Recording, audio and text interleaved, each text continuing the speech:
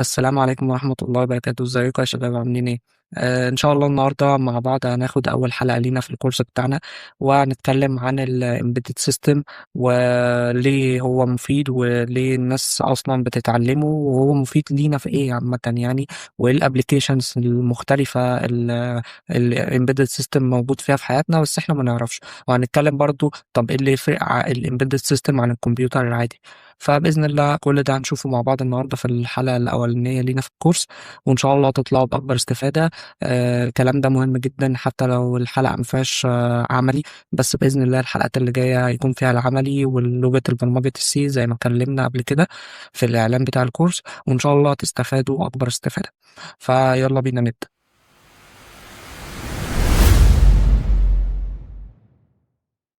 زي ما انتم شايفين كده، بنتكلم اول حاجه السلايد بتاعتنا عشان برضو تبقوا عارفين النظام هيمشي ازاي. دي اول سلايد بيبقى فيها العنوان بتاع الحلقه او عنوان الموضوع اللي هنتكلم عليه النهارده. بقول لك ان الانظمه المدمجه اللي هي الامبيدد سيستمز، الجسر بين الالكترونيات والذكاء الصناعي في الحياه. طيب، يعني ايه الامبيدد سيستم اصلا؟ الامبيدد سيستم ده ممكن تعتبره الحاجة الخفية اللي موجودة في كل حاجة في حياتنا. بمعنى انت النهاردة تقريبا مفيش جهاز الكتروني مفهوش embedded system. ازاي؟ هقول لك. مبدئيا بداية مثلا من الغسالة اللي شغالة عندكم في البيت، لو هي حديثة شوية فهي فيها embedded system. وليكن برضو التكييف نوع من أنواع الامبيدد سيستم. التليفون يعتبر او اللابتوب هو حاجه قريبه من الامبيدد سيستم، بس مش هو فعليا، وهنعرف ده ليه بعدين. طيب الايرباج بتاع العربيه هو امبيدد سيستم. كل الحاجات دي امبيدد سيستم. طب معنى الكلام ده ان هو داخل تقريبا في كل حاجه في حياتنا. تقريبا مفيش جهاز الكتروني موجود النهارده مش فيه امبيدد سيستم بشكل ما، وهنعرف باذن الله معنا بشكل اوضح فيما بعد. فيلا بينا نبدا نخش على السلايد اللي بعدها ونشوف الدنيا هتمشي معانا ازاي. اول حاجه بقول لك ما هي الانظمه المدمجه. بيقول لك ايه بقى؟ النظام المدمج هو مزيج من مكونات ماديه وبرامج سوفت وير لاداء وظيفه محدده واحده، او مجموعه محدوده من الوظائف داخل نظام اكبر. طيب، يعني ايه الكلام ده؟ دلوقتي الامبيدد سيستم عباره عن ايه او بيتكون من ايه؟ الامبيدد سيستم ممكن نعبر عنه وليكن بالغساله. الغساله دي عباره عن ايه؟ حاجه هاردوير، يعني جهاز غساله، حاجه هاردوير ماديه. تمام. جوه بقى الغساله دي مش فيها وصلات وكهرباء ولو الغساله حديثه شويه زي ما قلنا هيبقى فيها طبعا معالج صغير جدا، او شكل من اشكال الامبيدد سيستم. تمام. طيب، المعالج ده والوصلات بتاعته والأوامر اللي بيديها والسنسورات اللي موجودة في الغسالة عشان خاطر تحسب مثلا الوزن بتاع الهدوم، أو تحسب كمية المية اللي داخلة، أو تحسب الوقت بتاع اللفات، أو تحسب عدد اللفات، أو كل ده. طب هو دي هتحسبه كله إزاي؟ عن طريق السنسورات اللي موجودة، اللي هي inputs في حالتنا دي. هتخش الانبوتس دي على المعالج ده بياخد القرايات بتاعة السنسورات، ويبدأ بناء عليها بيدي أوامر للغسالة، بيديني خرج. طيب، برضو مش فاهم. تعالى ناخد مثال تاني. التكييف احنا بنظبطه في درجات الحرارة. لما بتكون درجة حرارة عالية شوية بنظبطه مثلا على درجة حرارة وليكن 25. فالتكييف هيعرف منين ان درجة حرارة الأوضة دلوقتي 25 ولا 30 ولا 45 ولا 18؟ التكييف هيعرف منين او هيشتغل بناء على ايه؟ التكييف هيشتغل بناء على قرايات السنسورات. طيب السنسورات دي هل هتشتغل كده من غير معالج؟ لازم المعالج، الرابط اللي بينهم في النص. السنسوريات انبوتس اهي درجات الحرارة الموجودة في الأوضة ودرجة الحرارة اللي انت عايز توصل لها، تخش على المعالج، فالمعالج يبدأ ياخد الكلام ده انت ظبطه على اعدادات معينة، فبالتالي الكامباس بتاع التكييف، الوحدة الخارجية، هتبدأ تشتغل وتولد ايه؟ تبريد جوه الأوضة. طيب هو هيعرف منين ان انت وصلت لدرجة حرارة 25؟ عن طريق برضو السنسورز. ويبدأ المعالج يدي إشارة للكباس او الموتور بتاع الكباس، فان هو ايه؟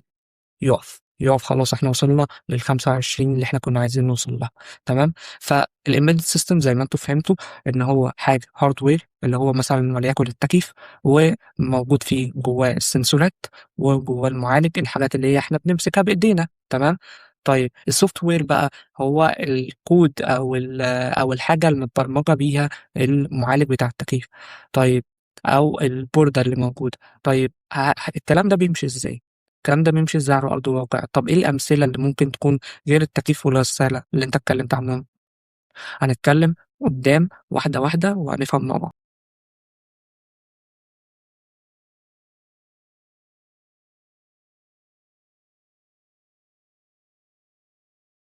نيجي بقى لحتة الأمثلة بتاعتنا، أول مثال مثلًا اللي أنا كنت لسه شارحه في التكييف اللي هي الthermostats في الsmart home. بتبقى أنت عامل إعدادات مفضلة ليك لدرجة الحرارة، مثلًا أنت بتبقى عايز درجة الحرارة في الصبح تبقى 26 ودرجة الحرارة بالليل بتبقى 28 مثلًا يعني، فأنت بالتالي تبقى ضابط الsmart home بتاعك وبيتم العملية اللي أنا كنت شارحها في مثال التكييف من شوية، تمام. نيجي بقى للمثال اللي بعده وهو الفرامل في العربية أو نظام تثبيت السرعة. وليكن مثال عربيات تسلا. عربيات تسلا أنتم ممكن تشوفوا لها فيديوهات حتى، العربية بتبقى ماشية مثلًا يعني العربية بتبقى مثبت سرعتها على سرعة 100، تمام. فأنت بالتالي أنت مش بتدوس بنزين ولا بتدّي غيار ولا بتعمل أي حاجة، هو السيستم بتاع العربية بيقوم بكل العملية، تمام، تمام. فأنت مثلًا بتضبط العربية على 100، فالعربية بتبقى مزودة بأجهزة استشعار وAI وكده، فالعربية بتبقى ماشية في الشارع عارفة إن مثلًا في مطب بقى على بُعد 100 متر، تمام. فبالتالي العربية مثلًا أنت مثبت سرعتها على 100، هي جابت سرعة ال100 خلاص، فهو في مطب هتقابله، خلاص هتبدأ هي تلقائيًا تنزّل السرعة بتاعتها، تمام، وترجع تشتغل تاني. طيب هل أنت بقى قُمت بأي حاجة؟ لأ، هو حرفيًا autopilot بتاع العربية. فبالتالي الأنظمة المدمجة فيما بعد إحنا هنشوفها في كل كل حياتنا تقريبًا، يعني تقريبًا حياتنا كلها لن تخلو من الأنظمة المدمجة مع دمجها مع الAI طبعًا، تمام، لإن هي دي الثورة بتاعة الجيل بتاعنا، تمام. طيب إيه تاني؟ ممكن من الأمثلة برضه الأجهزة الطبية، زي منظمات ضربات القلب ومضخات الأنسولين، بمعنى إن أنت مثلًا عايز تقيس ضربات القلب بتاعة مريض وليكن ضغط، وعايز تراقب حالته الصحية أو مريض قلب، عايز تراقب حالته الصحية طول الوقت، فهتعمل إيه؟ هيلبس smart watch، smart watch هتبقى طول الوقت ملازماه فيها sensor بيقيس ضربات القلب طول الوقت، فبيبقى عارف هل المريض ده تعبان، هل المريض ده مثلًا ضربات قلبه زادت جامد عن الحد المطلوب، هل طيب قلبه وقف، هل أي حاجة من الأسئلة دي. طيب مين اللي بيراقب الكلام ده؟ هو الsmart watch، وبتلقائيًا الsmart watch لو الراجل مثلًا حصل له panic attack أو أيًا كان، بتبدأ تبلّغ المستشفى على طول بموقع المريض، وده بنشوفه بجد على أرض الواقع، بس طبعًا مش هنا في مصر يعني، بس هو بدأ ينزل مصر، يعني أي حد ممكن تلاقيه دلوقتي لابس Apple smart watch أو هواوي أو كده، فأنت هتلاقيه إن هو عنده ضربات القلب بتتحسب، بيبقى بتبقى مراقبة حاجات كتيرة أوي، يقدر يرُد كمان من خلال ال التليفون مثلًا من الساعة عادي جدًا، فده كُلّه embedded system، ده كُلّه embedded system، تمام. إيه تاني؟ ده برضه أشكال من الأشكال اللي إحنا هنتعامل معاها إن شاء الله خلال الcourse، سواء الArduino Uno أو السيرفوهات أو المقاومات المتغيرة أو الLCD أو الbreadboard. المكونات دي بإذن الله هنتعامل معاها وهنستكشفها مع بعض، ونشوف كمان أنواع مختلفة من الsensors والdriver مثلًا بتاع الDC motor، وهنعمل إن شاء الله projects كتيرة مع بعض فيما بعد، بس حبيت إن أنا أوريك المكونات برضه، تمام. إيه تاني؟ باقول لك برضه في آخر الslide في مجال الmechatronics تمثل الأنظمة المدمجة نقطة التلاقي الحاسمة بين الأجزاء الميكانيكية والإلكترونية والتحكم الذكي، مما يمكننا من بناء روبوتات وأنظمة مؤقتة متطورة، تمام. وده بيتهيأ لي ده ملخص لكل اللي أنا حكيته، اللي هو إن أنت حرفيًا بتجمّع الميكانيكا مع الكهربا مع البرمجة في حاجة واحدة بس، تمام. فهي الembedded system تقريبًا حياتنا لا تخلو منه النهارده ولن تخلو منه بُكرة.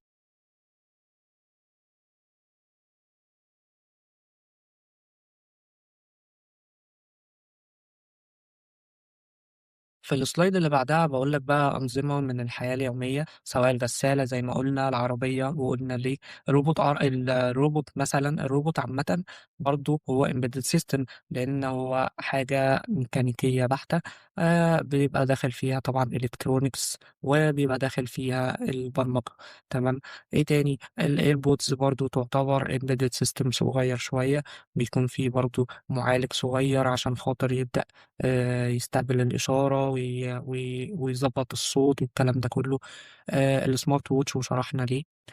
فيما بعد باوريك برضه فيديو عن الdrones embedded system طبعًا، هاوريك تطوّر الdrones النهارده عامل إزاي، وبيتهيأ لي إحنا بنشوفها كمان في الحروب، في حرب روسيا وأوكرانيا مثلًا، بتُستخدم بشكل كبير أوي، بيتقال عليها في التلفزيون مسيّرات، فهي المسيّرات دي نوع من أنواع الdrones بتبقى حربية، تمام. نقدر نشوف مع بعض الفيديو هاشغّله. زي ما أنت شايف كده الدرون بدأت تتحرك وفيها كاميرا، فبالتالي بتستكشف المنطقة أو بتستكشف المكان اللي موجود، وتقدر تتحرك يعني باستخدام الAI كمان النهارده، تمام. هادّيك مقارنة سريعة دلوقتي عن إيه الفرق بقى بين الembedded system والكمبيوتر الشخصي. دلوقتي أنا مثلًا عايز أعمل وليكن تكييف، التكييف ده أنا عشان أشغّله وعشان أوجّهه وعشان أضبط درجة حرارته والكلام حرارته قصدي، بالتالي أنا محتاج إن أنا يكون في embedded system. طب ما أنا ممكن أجيب كمبيوتر أحطه فيه صح؟ بس الكمبيوتر كجهاز كبير جدًا، جدًا، جدًا على التكييف، فبالتالي يعني حاجة مش عقلانية.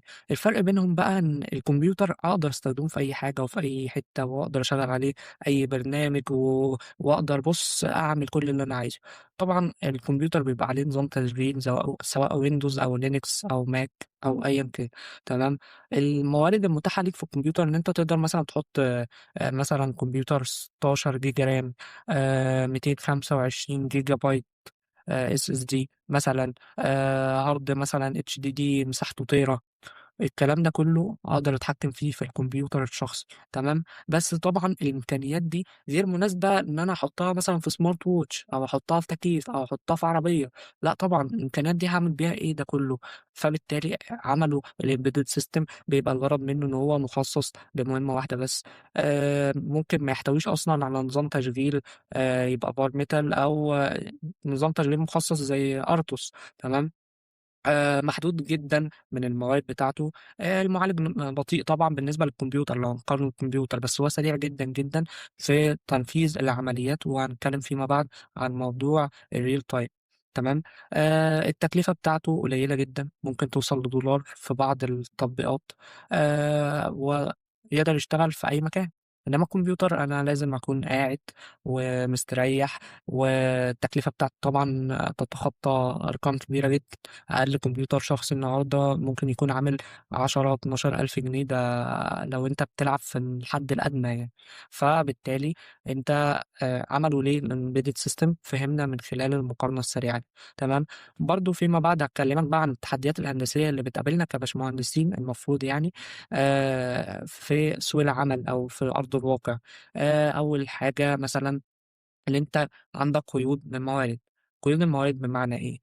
باقول لك يجب كتابة الكود ليكون فعّال للغاية، يتعامل مع ذاكرة الرام محدودة اللي هي بالكيلوبايتس، ومعالج بطيء نسبيًا، مع تجنب أي هدر الموارد، بمعنى إن أنت الكود بتاعك يبقى clean code، يعني الكود ما يبقاش فيه أي مشاكل، ما يبقاش فيه حاجات أنت مش محتاجها أصلًا جوّه الكود، لإن دي أوقات على فكرة لو أنت بتستخدم مثلًا ChatGPT أو أيًا كان tool AI مثلًا، أوقات بتلاقيها حاطة لك حاجات ما لهاش علاقة بالproject اللي أنت شغال عليه، أو ساعات بيبقوا حاطين حاجات زيادة أو حاجات ناقصة وبيدّي error معاك، فبالتالي أنت محتاج تعمل الكود بنفسك وتتأكد منه بنفسك ويكون clean code، لازم تتعلموا حتة الclean code دي يا شباب. وإن شاء الله أمّا ندخل شوية في الcourse هنتعلم بقى C مع بعض وكده، ونبدأ ندّي بقى شوية تحديات كده جميلة إن شاء الله تناسبكم. عندك برضه قيود الطاقة، إن أنت مثلًا مثلًا ممكن أضرب لك بمثال بعربية مجمدات، العربية بتاعة المجمدات دي مثلًا بتنقل لحوم، عربية اللحوم دي بتروح مثلًا من المصنع محمّلة وتروح تودّي للمحلات، فأنت كصاحب مصنع عايز تراقب طول الوقت درجة الحرارة اللي جوّه الشاحنة، طيب وهي راجعة مثلًا هترجع فاضية، فبالتالي أنت مش محتاج أصلًا إن أنت تقيس درجة الحرارة جواها أو أيًا كان. تمام، أو درجة الحرارة هتبقى إيه، اللي هو يعني خلاص بقى ما فيش حاجة جواها، تمام، أو ممكن تطفي التلاجة خالص. طيب بالتالي أنت مثلًا يعني زي ما قُلت لك أنت صاحب مصنع، فأنت عايز طول الوقت تبقى عارف درجة الحرارة، طول الوقت عارف كل المعلومات الممكنة عن الشاحنة، مثلًا هيبقى فيها GPS فأنت تبقى عارف مكانها. طيب الكلام ده كله يتعمل بembedded system؟ طيب هل أنا مُعاذ مثلًا لو باعمل النظام ده، هل أنا هابقى متطلب منّي إن أنا أعمل مثلًا حاجة بتستهلك طاقة كبيرة جدًا؟ لأ طبعًا مش هينفع، ليه مش هينفع؟ لإن مثلًا النظام ده لازم يكون مُهيأ إن هو يشتغل طول الشهور اللي جاية، يعني مش مثلًا شهرين 3 ويقول لك الحق ده البطارية فصلت، ده البطارية محتاجة تتغيّر. طيب كمان ليه؟ لإن ده تكلفة في الموارد، ما أنت عشان خاطر تقعد تصين العربية وتغيّر البطارية بتاعة الembedded system اللي جواها أو أيًا كان، فأنت هتكلّف المصنع موارد من ناحية إن أنت هتوقّف له شغله، وفي نفس الوقت هيبقى هيدفع فلوس صيانة كتيرة جدًا، تمام، فأنت بالتالي كمهندس شاطر وعايز تبني سُمعة ليك، فأنت لازم تعمل حساب إن مثلًا استهلاك الطاقة بتاعة الحاجة دي ممكن يقعد 6 شهور وسنة وسنتين و3 سنين من غير تغيير بطارية ولا أي مشاكل ولا أي أعطال، تمام. طبعًا من الحاجات اللي بنقابلها الموثوقية، بمعنى بيقول لك مثلًا هذه الأنظمة غالبًا ما تعمل في بيئات قاسية أو مهام حرجة، زي فرامل السيارة أو التحكم في المفاعلات. طيب أنت مثلًا هاضرب لك مثال بعيدًا عن الفرامل وليكن الairbag بتاع العربية، الairbag بتاع العربية لو ما اشتغلش في نفس اللحظة اللي البني آدم العربية اصطدمت في حاجة، خلاص البني آدم مات، تمام؟ فبالتالي أنت لازم يكون عندك موثوقية، بمعنى إن الفشل هنا مش مقبول، مش مقبول نهائي إن أنت النظام بتاعك يفشل في التجربة دي، بمعنى إن أنت مثلًا العربية ماشية فالعربية وليكن الفرامل بتاعتها ب بنظام معيّن، النظام ده جوّاه embedded system لو أنت دوست الفرامل عربية ما فرملتش أو ما وقفتش، خلاص الراجل مات أو خبط في حاجة، بالتالي تكلفة للحياة مثلًا خبطت بني آدم، فأنت كده موّتت بني آدم، تكلفة للموارد، كمان أنت سُمعتك مش هتبقى موجودة، وبالتالي هيقول لك هات لي الباشمهندس اللي عمل النظام ده هو السبب الأول والرئيسي في إن الحاجة أو العربية خبطت البني آدم ده، أو إن الairbag ما فتحش فالراجل ده مات، خلاص أنت هتتسجن على طول، ليه؟ أنت اللي صممت النظام ده وما اتأكدتش وما جربتش أكتر من مرة إن النظام ده شغال 100% وما فيهوش أي غلطات، ليه؟ لإن أنت المفروض بتبني سمعة وموثوقية لنفسك وسط الشركات ووسط الناس، تمام؟ وطبعًا المهندس أكتر حد ممكن يكون مُعرّض للسجن يعني في الحالات اللي زي كده.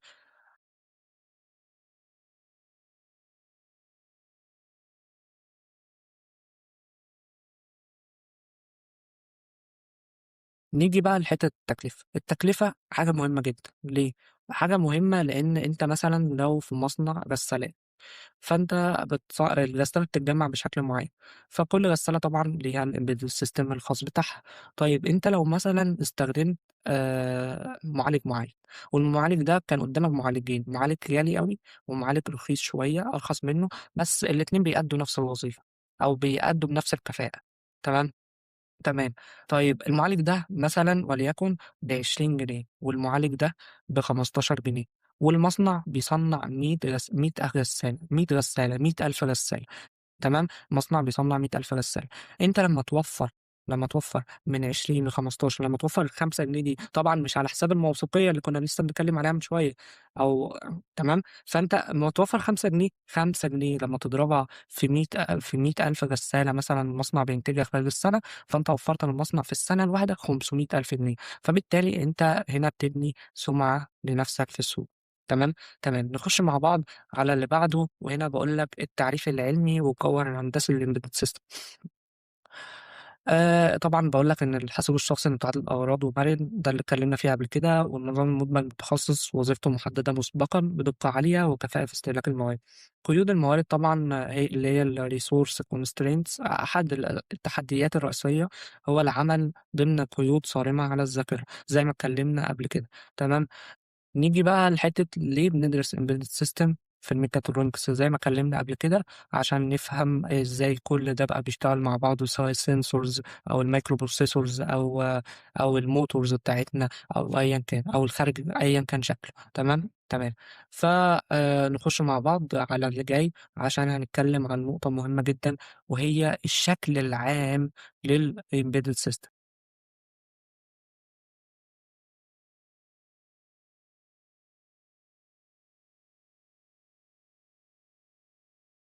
تعالَ بقى نتكلم عن الحتّة بتاعة الhardware. طبعًا أنت عندك micro controller اللي هو المعالج، عندك الذاكرة اللي هي الmemory، وعندك وجهات الإدخال والإخراج. المعالج تقريبًا بيجمّع كل ده، لو هو مثلًا Arduino أو حتى أي نوع من معالجات الmicro controller، لإن بعد كده إن شاء الله الحلقة الجاية هنعرف حاجة مهمة جدًا، وهي الفرق بين الmicro controller والmicro processor. تمام.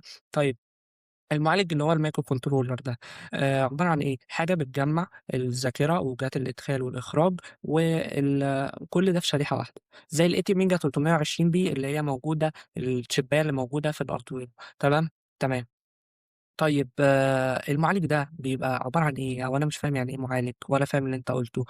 بكل بساطة أنت دلوقتي مثلًا مُخّك دلوقتي شغّال، أنت شايف شكل معيّن على الشاشة. تمام، أو شايف ضوء معيّن. إيه اللي بيترجم لك إن ضوء أبيض، أو إن ده الخلفية بتاعتي دي لونها لبني، أو إن أنا لابس تيشيرت لونه معيّن. تمام. إيه اللي بيترجم لك ده؟ عقلك. المُخ هو اللي بياخد إشارة العين ويبدأ يحوّلها لإشارات تفهم من خلالها إن ده لون أبيض، وإن ده لون لبني، وإني لابس تيشيرت لونه كذا، وإن الطباعة دي لونها أبيض، و وهكذا. تمام. فالعقل هو المسؤول عن العملية بتاعة الإدخال والإخراج، هو اللي بيربط الاتنين ببعض. تمام، تمام. الذاكرة اللي هي الmemory أنواعها كتير جدًا، وإن شاء الله قدّام هنعرف أنواعها مع بعض أكتر. بس ممكن نتكلّم عن النوع اللي هو الEEPROM اللي هو بيبقى موجود في الArduino، لإن يعني ده ممكن يكون أقرب نوع ممكن يكون حد عارفه لو حد احتَك يعني بالArduino قبل كده. تمام. عندنا عمليات الإدخال والإخراج زي ما قُلنا الsensors أو الأزرار، والإخراج زي الليدات أو المحركات أو الactuators عامةً. تمام، تمام. ده كله برضه اتكلمنا عليه في أول حلقة. تعالَ بقى للsoftware. خلّصنا الhardware، تعالَ بقى نتكلم عن الsoftware. الsoftware بتاعنا في الembedded system هو برنامج ثابت، أو بمعنى آخر firmware. هو روح الجهاز. يعني أنا عندي microcontroller اللي هو الArduino. تمام. الArduino ده ليه برنامج ثابت هو الArduino IDE اللي هو أنا بابرمج من عليه. تمام، تمام. اللغات المستخدمة للبرمجة بتاعة أغلب الembedded systems هي الC وC++. ليه؟ لإن هي أسرع حاجة بتدّيك تحكُّم مباشر.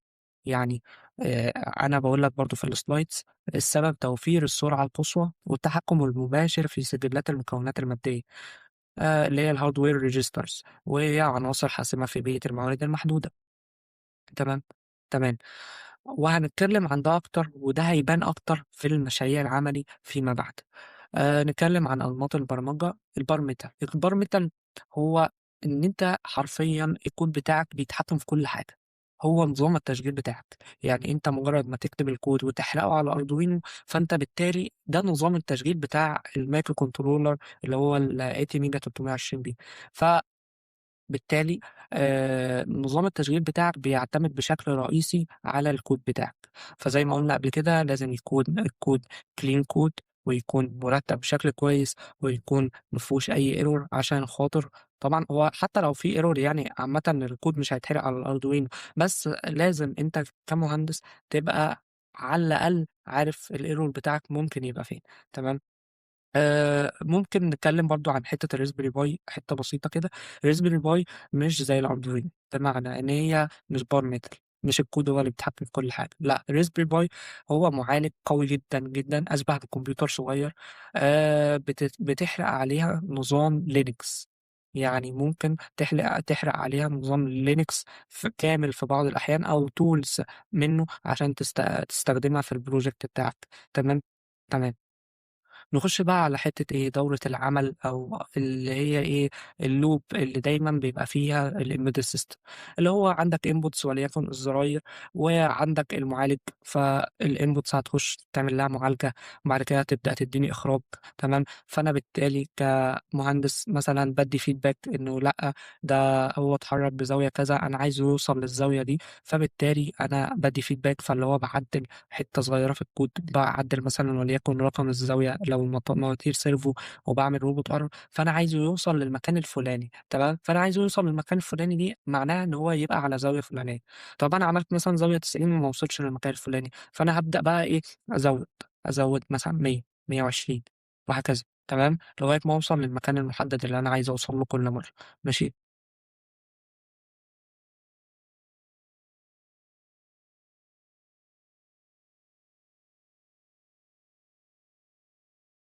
نيجي للArduino، ليه كل الناس بتستخدم Arduino؟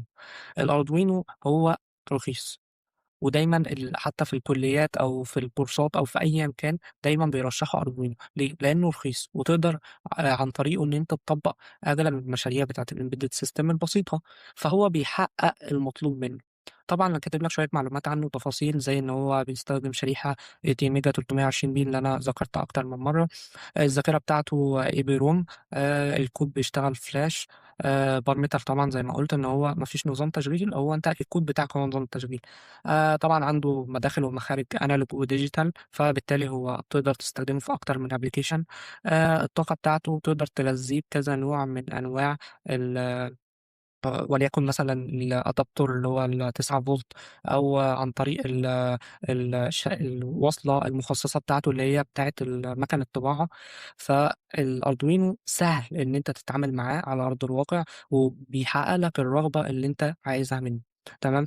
طيب إيه اللي بيحصل لمّا بادوس upload بيبدأ بقى الuploader بيرسل الكود الثنائي إلى ذاكرة المتحكم عبر واجهة خاصة في فلاش.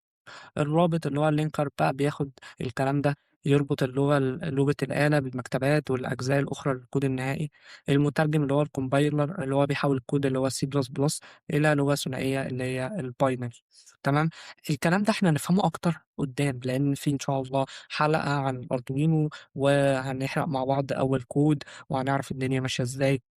وهنشرح كل بيتنا في الأردوينو بتعمل إيه، وأقدر أستخدمه في إيه بالضبط. نيجي بقى لأهميات الembedded system اللي هي تقريبًا يعني من غيرها في حاجات كتيرة أوي ما كانتش هتحصل في عالمنا النهارده، وأهمها هي الreal time systems. الreal time systems اللي هي أنظمة الوقت الفعلي، يعني إن أنت مثلًا وليكن زي ما ذكرنا قبل كده airbag العربية لو ما فتحش في نفس اللحظة اللي الراجل خبط فيها بالعربية، فخلاص الراجل توفّى، الراجل طلع مثلًا وليكن هيطلع برّه لو هو مش لابس حزام الأمان فهو هيطلع برّه العربية خلاص الراجل مات، خبط في الإزاز وليكن مات خلاص.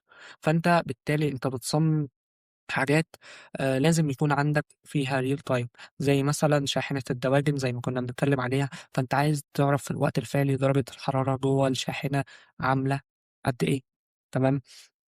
فبالتالي الreal time مهم.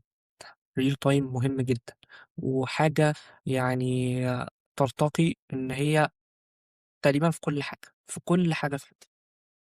باقول لك برضه في الslides نظام الوقت الحقيقي ليس بالضرورة سريع، بل يتميز بالضمان على أن الاستجابة ستحدث في إطار زمني محدد ودقيق.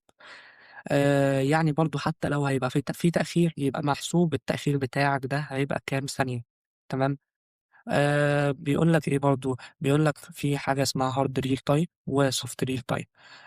الhard real time اللي هو الفشل في تلبية الموعد النهائي، يعني فشل كارثي للنظام، زي ما قُلنا فرامل، الairbag بتاع العربية، دي لو ما حصلتش في نفس الثانية خلاص الموضوع انتهى. الsoft real time بقى اللي هو إن أنت تفشل في تلبية الموعد النهائي في تدهور الأداء مش كارثة. يعني مثلًا نظام بث الفيديو أو الصوت، يعني اللي هو إيه، أنت مثلًا لو بتعمل بث فيديو زي ما بنشوف الناس كل يوم تطلع لايفات وكده، فلو في تأخير في الصوت مش هيبقى فيها مشكلة، لو في تأخير في الفيديو مش هيبقى فيها مشكلة. طيب إنما بقى أنت على أرض الواقع حاجة زي الairbag والّا الفرامل أنت خلاص لأ طبعًا دي كارثة، كارثة إن الحاجة ما يبقى فيها تأخير تمام، فبالتالي embedded system بيوفّر لنا ده تمام. نيجي نتكلم بقى عن الخلاصة. زي ما اتعرفنا مع بعض النهارده على الembedded system والتحديات والقيود اللي بتقابلنا، دورة العمل، واتكلمنا عن الhardware والsoftware، واتكلمنا عن المفهوم طبعًا الأساسي بتاعنا، فهمنا الفرق بين الكمبيوتر والembedded system. كل ده الحمد لله إن شاء الله يكون وصل لكم المعلومات دي، وإن شاء الله تكونوا فهمتوها، وإن شاء الله ما يكونش عندكم أي مشكلة فيها بإذن الله بعد النهارده، وربنا يوفقكم بإذن الله في اللي جاي. طبعًا في أسئلة بعد الحلقة لو أنتم على المنصة إن شاء الله يبقى في أسئلة بعد الحلقة لازم تجاوبها كلها، وربنا يوفقكم، وأشوفكم على خير بإذن الله.